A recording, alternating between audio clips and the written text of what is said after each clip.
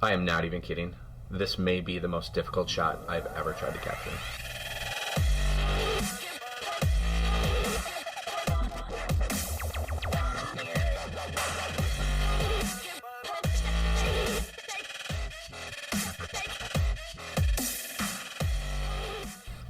Hey, welcome to the studio today. We are going to be doing something special. So before we get started, hit like, hit subscribe, leave comments, and thank you. If you are not familiar with Jeff Shokler's work, then you are really missing out. The first time I discovered Jeff's work was about a year ago. I saw a photo that he did of the International Space Station as it did a lunar transit. Initially when I saw the photo, I swore up and down that it was composited. His work was just absolutely amazing, and I had to reach out to Jeff and talk to him.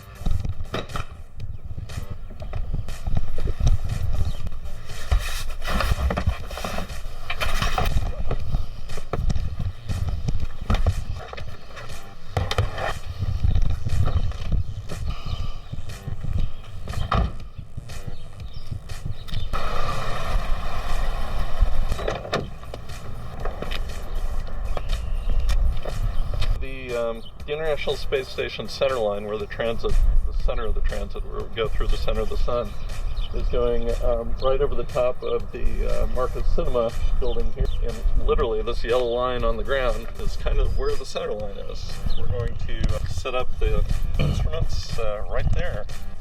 Just to give you a little background on the shot, Jeff and I have been trying to do this shot for about 9 months.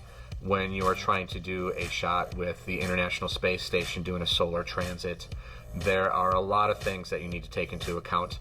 And after 9 months of waiting, Jeff sent me a message and he said, hey, we have an opportunity tomorrow. It is a 4-star. The highest rating you can get is a 4-star transit. So this was an ideal condition for us to head out, but there's a lot of work that goes into it.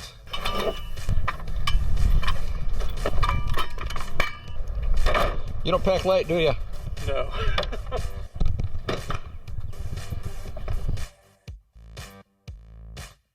I'm pushing it when I do it, but I like pushing the equipment.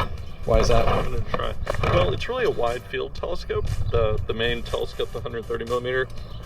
So it's really designed to kind of do deep sky objects and things like that.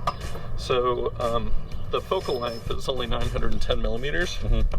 And to do high magnification lunar or high magnification planetary or solar, you really need 2,000-3,000 millimeters at least of focal length, and sometimes you even double that depending on what you're doing. That's a bad boy right there. It is 2-inch steel legs. It's got to hold a lot of weight, about 150 pounds or so.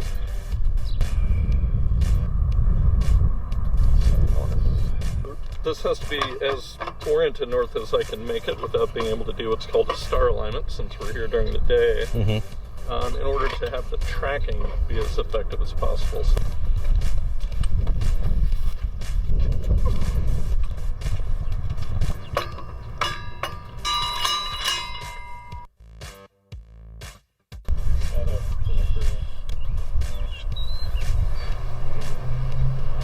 This is my 80 millimeter refractor. So a refracting telescope has lenses up front that capture the light and bring it down to focus back here. This is the focuser.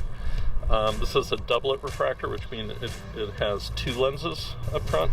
My big telescope in the car has 3 up front. It's a triplet. So we're going to let it start equilibrating to the air temperature. So I got interested in astronomy when I was young, probably age 11 or 12. Thing that reinforced that interest was the original Cosmos by Carl Sagan. When I was either 12 or 13, that came out, and it totally kind of reinforced that interest in science and the sky. I was a member of the Texas Astronomical Society as a kid in Dallas at the time, and I asked for a telescope, and my parents were a little skeptical, and my father went to a TAS meeting with me one day, and there was an astrophotographer showing his images. They were slides, of course, and before the speaker would say what the object was, I would tell my father what it was, and I knew all of them, and he realized I was serious, so they bought me my first telescope when I was, I think, 12, and I still have that telescope. And then college and graduate school happened, and I didn't have time or headspace for hobbies, but I got back into amateur astronomy after graduate school. But I was just doing observational, so at the eyepiece. But I started doing astrophotography about 5 years ago. Got into it seriously. I had a buddy of mine lend me a Canon camera body. Immediately captivated by it, really liked it, so I haven't looked back since.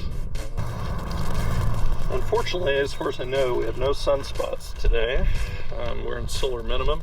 And sunspots are fun not just because they give more visual interest on the face of the sun for something like this, but they really help focusing.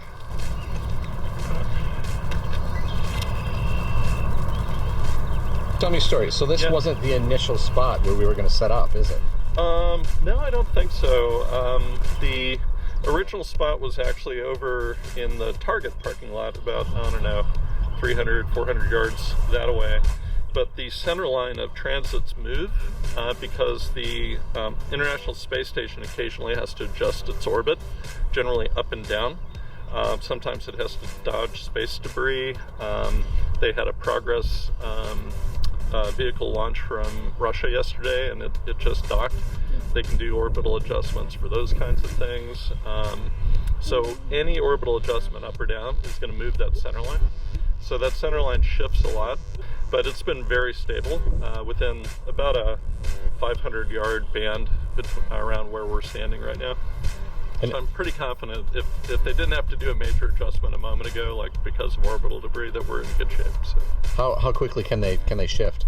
Oh, they can shift pretty fast. Sometimes they get notice of, you got 20 minutes, we need to change altitude because a piece of space debris is coming through. So they can change the orbit pretty quick.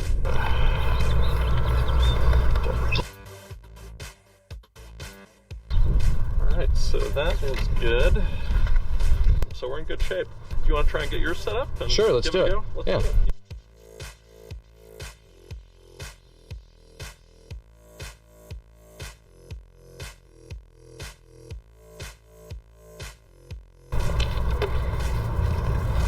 Where did I put it?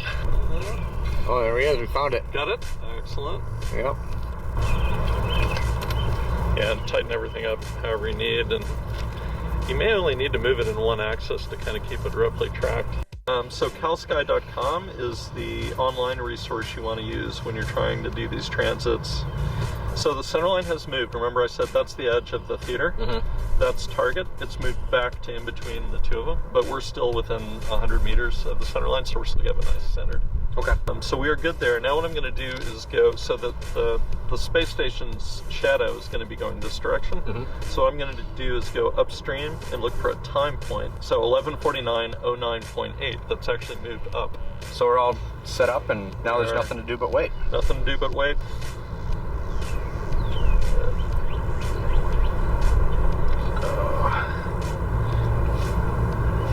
There's probably been, like 5 times? At least. 5 times that we've talked about going out. We planned for it, and then 4 o'clock in the morning, or something like that, or 11 o'clock at night, it's like, yeah, it's not happening anymore. And it's just kind of one of those things, you kind of got to roll with it. It's crazy. It's a lot of planning, a lot of setup for, 0.7 of a second. Yep. So just to help better illustrate what we are trying to capture, Jeff sent me a video of his last lunar transit that he photographed. And he had a few things working in his favor at that point. First one is that it was at night and the space station was illuminated, so you could actually see it as it was approaching across the horizon. The second one is that he was able to line things up with true north. Because it was daytime, we couldn't see anything. So although it sounds contradictory, we were actually more shooting blind during the day than we would have been if we were shooting at night. Check out this video that he sent. This is how quickly this thing travels across the sky, and this is what you are trying to capture. That's fast. How are we doing?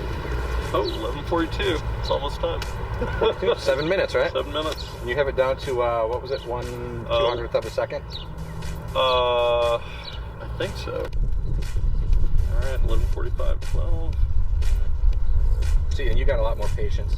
I would have hit record like 20 minutes ago, and then it would have been The me. first time I did, and then I had to, like, where in the heck is the transit, you know, out of 4 minutes of film. Hopefully they didn't have to dodge a piece of space debris or something while we were sitting here today. We'll be starting in 1 minute. Oh, I'm so excited, I gotta pee. Can you tell him to wait? I'm gonna go. Yeah, tell I'm me. gonna go really quick. Hold on, y'all. Well, the space station is traveling at 17,500 miles an hour, so they're not waiting for anybody. And then when we start filming, which is in 5 seconds, 3, 2, 1, record. So I am recording.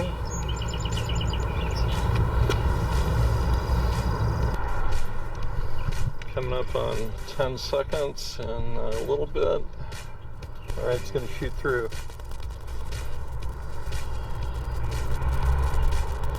I didn't see it. Did you see it? Nope. Uh-oh. No, it may not have happened. This is not good. I'm going to leave it filming and see what the app says. That would be very disappointing. 11:49:14, yeah. Yep, we are still on the center line.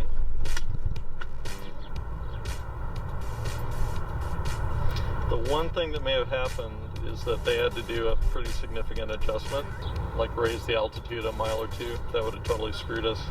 I'm gonna pop this in the computer. Yeah. I'm gonna take a look through there, see what I can find. That would be such a bummer if they had to move it. No, wow. I wonder if we got burned by a last-minute orbital maneuver. What a pisser.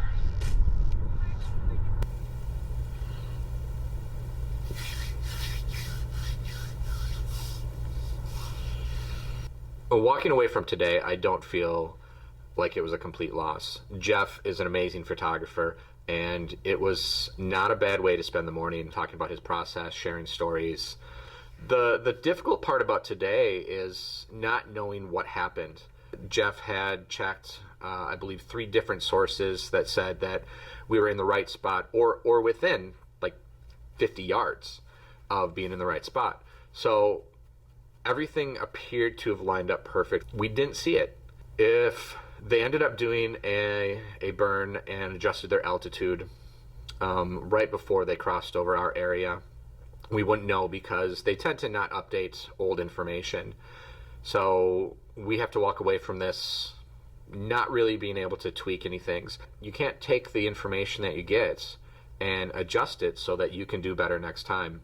So Jeff and I are going to try this again. There's just nothing happening in the next couple months where we can go out and shoot. So this 9-month quest that we've had to try to capture this at minimum is now going to run into 11 months. I enjoyed hanging out with Jeff, and I love his work.